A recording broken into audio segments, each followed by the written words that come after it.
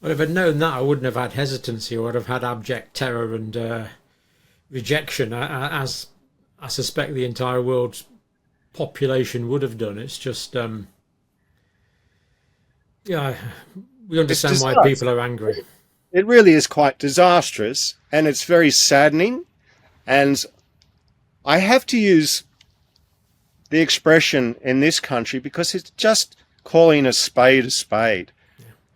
Our health authorities knew about this. They still deployed them, multiple doses, and so that's multiple deliveries of synthetic genetic cargo, and therefore they poisoned the DNA well, the natural DNA well of this country. Now, they're going to have the mendacity to come back and say, prove it. Right? They're going to be so arrogant and bold and desperate, they're going to say, prove it. Prove it that we've altered the DNA of the country. And everyone watching this has, if they hear any politician or bureaucrat say that particular thing, prove it, say, mate, it was your job.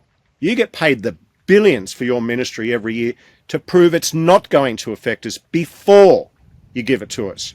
Don't put the onus on me, now that you've injected me multiple times, to prove that something that you told me was safe and effective hasn't altered my genes. It was your job, always. And the legislation clearly says that globally, that the regulator has. And it's clearly a genetically modified organism from what you've said. I hadn't realised that before. It's quite powerful, really.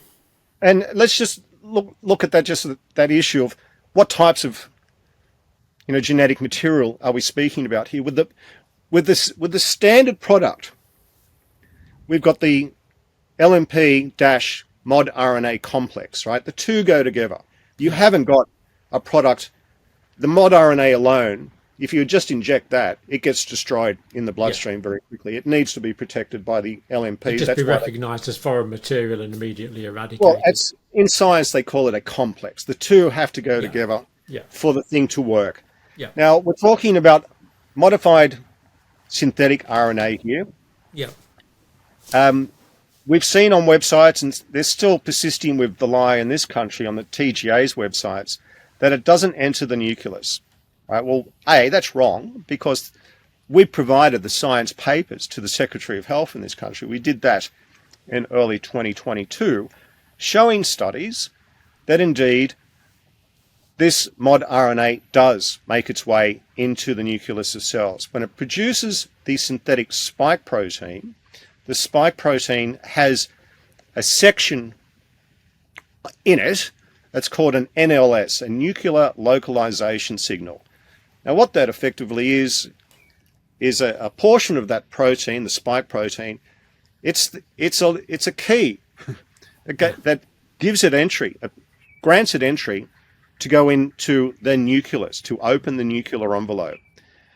And there's this other aspect of the spike protein. It has an affinity with the actual modRNA, which creates it, to passage it, give it a ride, in other words, to take the modRNA into the nucleus as well. Now, the science papers are there showing this. We've got the Eldon paper, we've got the Quinn paper, we've got several, and they're in all the links that will be shared in the show notes later. So we've backed everything. And so we went to the TGA when we were suing the Secretary of Health. We said, look, we can still fight this thing out in court, but stop putting this persistent lie on your website that it doesn't go into the nucleus. It does. We've given you the material. We did this by a private and direct note appealing to the Secretary of Health, stop the rubbish communications. Okay. Again, he had the arrogance not to respond. He didn't refute. He just didn't respond. Now, we were just doing the proper sciencey thing here. It's like, here's the information, and he doesn't do us pay us the respect to come back and say your science is wrong. He just stayed silent. We had him, okay, but he persists with this lie. Now, so let's just take it for granted, and can be found in all the links later on, that it does go into the nucleus. modRNA. So we're talking about RNA, DNA, different things. Exactly, sure, but there's this thing called reverse transcription.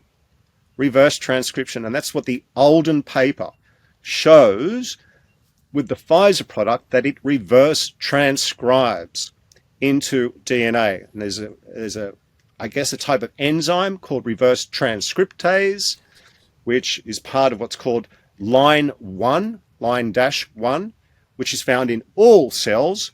It's found in more cells that are undergoing rapid cell division. So you'll find that around the ovaries, for instance, or a newborn, the embryo, because they're rapidly dividing. So there's lots of line 1 activity there. Therefore, there's lots of reverse transcriptase. Reverse transcriptase is a way of, to put it in pretty straightforward terms, read the RNA and say, okay, I can convert you into DNA. Now, just as DNA gets read and converted into RNA, which goes off and creates proteins, it's just the reversal, effectively, of the same process. But on this occasion, the enzyme reads the RNA first and translates it, transcribes it, and translates it into DNA, and slips it into the DNA. The science on this is called retroposition. Retroposition. Now, all these statements since 2021 that this stuff cannot interfere with DNA is based on absolutely no science, because they never performed those studies that we spoke about, John.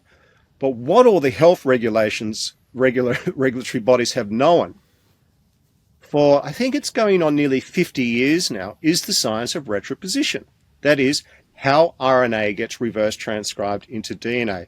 Indeed, there was a Nobel Prize awarded on the science in this area. It is so highly understood. But yet when the modRNA drugs came out, they denied the science even existed. I've known about it personally since the 80s from the AIDS pandemic. There you go. All right. Well, yes, of course, because that's part of the mode of action there. Yeah. I wrote a paper which was subsequently peer-reviewed and published called the canaries in the human DNA mind, which speaks to the Australian and European GMO laws and makes it very clear that they apply, but also goes into the very well-established science on retropositions. And one particular paper which brought this to sought to bring this to everyone's attention in 2021, which was titled, "What About the Science of Retropositions?" This fellow this PhD was saying, this science has been around for 50 years, but we've got all the regulatory agencies saying that there's no chance of reverse transcription. And he was very politely saying, they're all lying to you. All of these regulatory agencies are lying to you. So we've got that. The main ingredients of Moderna and Pfizer is, receiving trillions of particles of this modified RNA, hundreds of billions, if not trillions, but it's in that range per. Yeah, it's pretty sure it's trillions. Yeah. Yeah. So it's, your chances then, after you've taken a second, a third, and fourth, boosters and all the rest of it, are just compounding as to respect to the probability of reverse transcription occurring, and therefore your DNA has been changed, and therefore something's going to occur with your DNA. It's either wherever it gets integrated, the genes in that area are either going to be upregulated, in other words, they're going to express more of something that they shouldn't be expressing, or under-expressed, or silenced. Now, whenever you do that, you're completely blowing the rhythm, if you like, of the way that those genes should be normally functioning. And when you disturb the equilibrium, well, then you're heading down all sorts of paths to what we call generally genetic disease. And that's, just throw a dart at the board on that one. And cancer's a genetic disease. And then we ultimately end up with disturb the genome sufficiently, and the cell just says, let's just go cancer. That's what the cell does. Like, look, this is a mess. The DNA is not working. Let's just go to cancer mode. That's what cells sort of essentially do. Yes, it's multiple mutations essentially. Yeah. That's right. So we're in that territory, And we know, despite health authorities and governments paying off mainstream media to shut up about turbo cancers and the rise of turbo cancers. Professor Dalgleish has been on several times. God, how many credentials do you need until you listen to a man with that authority, with that expertise? How long can MPs say he doesn't know what he's talking about? I mean, it's absolutely despicable and disgusting, the contempt that this man who's alerting everyone as to what's going on is just being shuttered, right? And he's not the only one. They're everywhere, these specialists around the globe who are saying it's real, the phenomenon's real. And it's not just the cancers, it's all the other spectrum of diseases and disorders that we've seen arising out of the adverse event reporting systems globally, okay? They run into the thousands of different conditions, thousands of different conditions. And you say, well, how can just some LNP and modRNA create that variety of adverse events? It's like, well, buddy, this stuff isn't just going into the cytoplasm, it's going into the nucleus and disrupting the activity of DNA, the blueprint for life. And all over the body as well. That's right. Systemic distribution. This stuff won't be just integrating in just one specific site in our chromosomes for every person. It will be doing it in many, many different areas. And so if it's disrupting different segments, different sequences, a multitude of different sequences of DNA, well, then you're going to get a multitude and variety of genetic disorders or diseases, right? They won't be identified immediately as having a genetic disease origin, but they'll have a multitude of disease. When we start to underlearn the new pathways of where these diseases are originating from, with more discrete studies and analysis, the scientists in the lab are going to go, oh, hell, that disease normally originates in, that part of our physiology, but this is tracking back to actually DNA dysfunction, right? So a lot of this stuff's going to in due course. That's what we anticipate. And I'm not just I'm not conjecturing here. A lot of our team work with a lot of PhDs and professors and associate professors of medicine, and we have these discussions. These are the people who know and who share their ideas with me so I can share them with you. So we've spoken about the modRNA. That's one aspect of it. But correct me if I'm wrong, have you not spoken with Kevin McKernan in the past, the geneticists? No, I haven't, no. Oh, okay. I thought you had presented to your viewers the DNA contamination that's been discovered. Oh, we've talked about DNA contamination, but not Kevin McKernan. Okay, well, it was Kevin McKernan who was the one who raised the flag first. Right, what an appropriate individual to do it. I had been waiting. Yeah, the DNA contamination in the simian virus. That's right. So Kevin came out with that in February of last year. Now, I knew of Kevin beforehand, and I'd been watching him, I guess, from the sidelines, so to say, throughout 2021 and 2022, wondering if he was ever going to make any investigation with respect to these drugs, because he was the lead researcher on the Human Genome Project. And that was a very sophisticated exercise, the mapping of the human genome. And I've got some intimate knowledge about that because my brother, who's an associate professor in genetic epidemiology, was a member of the Human Genome Project. And so it's been in our family for decades now. Now, Kevin McKernan finally received, well, he came into some vials of both Pfizer and Moderna, and there's a backstory there. But he's the guy, if you want to go to anyone and say, what's in this substance? He's the guy who knows all the tests because he developed all the mapping tests for determining what a particular substance might be made up of. And so he received Pfizer and Moderna vaccines, and he ran them through his sequencing PCR, qPCR initially, and put out his preliminary findings in February of last year and said, whoa, everybody, hold on. Our first results are these things are not just a little contaminated with synthetic DNA, they are grossly contaminated.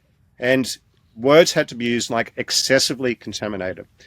Now, one of the measures from the early series of tests, because it took him quite a few attempts to nail down, quantify. When you've got new chemicals, which is what these are, they're regarded as a new biological entity.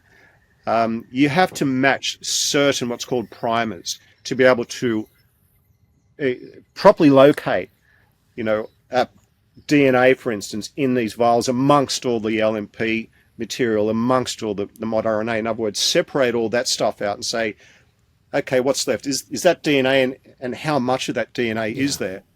And so he went through a series of tests and then speaking with various colleagues. We got to figures like, just to be clear, a little backstory, modRNA requires plasmid DNA to create that modRNA. That's from a bacteria that the RNA That's is right, yes. synthesized in. Yeah. And when the modRNA is created, it's all in one big vat.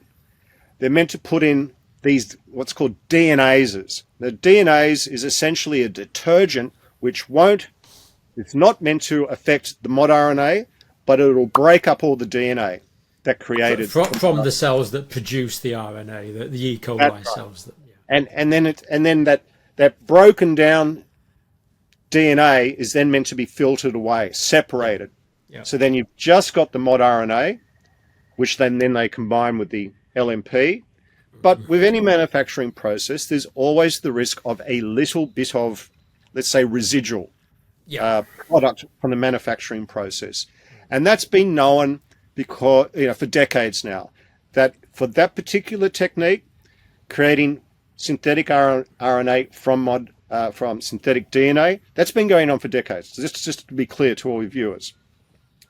And it's been recognized for decades that sometimes the final product will have a little bit, tiny bit, a very tiny bit of that broken up DNA, and it's called residual template or residual DNA template. Now the FDA, and it's the same guidelines that have basically been followed globally, TGA follows the same thing, has recognized for several decades that no more than 10 nanograms of residual DNA template should be present in any one particular dose. That's a very, very small, small amount. What Kevin McKernan discovered was that limit of 10 nanograms has been exceeded by as much as 509 times greater. So we're talking about literally thousands of times above the legal limit. And here's where the scary part is. That 10 nanogram limit per dose was in respect of what was recognized and always understood as naked DNA. Naked DNA. So that is to say, there's just a little fragment of DNA all by itself floating in the syringe that goes into you. Naked DNA, when it hits the bloodstream, a little fragment of something else, your immune system just recognizes. It's called exogenous. Like, oh, there's a fragment of foreign DNA. I'm just going to go and scoop that up. That's rubbish, right? We always get foreign DNA in us from just our surrounding environment, the food we eat, everything. And the body's just used to picking it up like trash, like it does pick up so many other things. Yeah. But in this instance, and Kevin McKernan and his crew, his lab crew, were able to go and subsequently verify this. Just like the modRNA subsequently in the processing, manufacturing process gets enveloped, encapsulated in the LNPs, these fragments of DNA are also being protected by the LNPs as well. And so, pardon me, that's a cloaking mechanism. Yeah. That's a cloaking mechanism. Okay. So the DNA actually gets surrounded in its own lipid nanoparticles, so it's fully protected. That's right.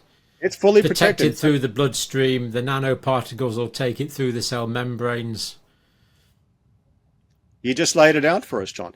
And so it's given the passport. It's given the free passage to buy a distributor.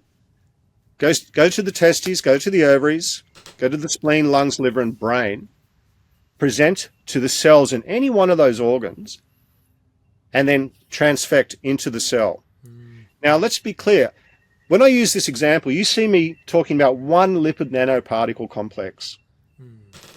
Now, the other science that they didn't tell you about these things is that the lipid nanoparticles, the LNPs, they tend to move as a group. It's all to do with their static charge, their electric charge. Okay. And so if the static charge on the actual cluster. Cohesive effect, I think it's called. That's right. It's got to do with zeta potential, all these other terms. Yeah. But depending on one individual to the next, you can very well expect that because of this static charge, there might be a pull, like a lot of the LNPs will be pulled. Let's be properly graphic here. Pulled to my testes, right? There'll be a whole bunch of these LNPs, and we're talking in the billions. Yeah. Tens of billions or hundreds of billions. And so we'll get a whole bunch of these LNPs in the billions, perhaps in my testes, presenting to the cells there and then delivering not only the modRNA, but also significant quantities of the synthetic DNA. Okay, this is where my spermatozoa is created. That's meant to create my offspring. Now, this DNA is being delivered as efficiently, it's called efficient transfection. Like how well do we get this stuff into the cells? Well, it gets delivered very efficiently. Aren't we clever? Now we spoke about the ability of the modRNA to be reverse transcribed into DNA. It's a completely simplified matter when it comes to the DNA. Now, a lot of this DNA fragment, particularly the Pfizer, because it's got the SV40 enhancer and promoter sequence, not the entire SV40 genetic sequence, which was found to have poisoned the polio vaccines of the 1960s and created decades of cancers afterwards. But just the SV40 enhancer and promoter, that's been used by scientists for a long time because it's super, super efficient at gaining entry into the nucleus of the cell. The enhancer has got, like I mentioned with the spike protein before, it's got a nuclear localization signal, but much, much more efficient. Much more efficient. Straight into the nucleus of the cell. Yeah.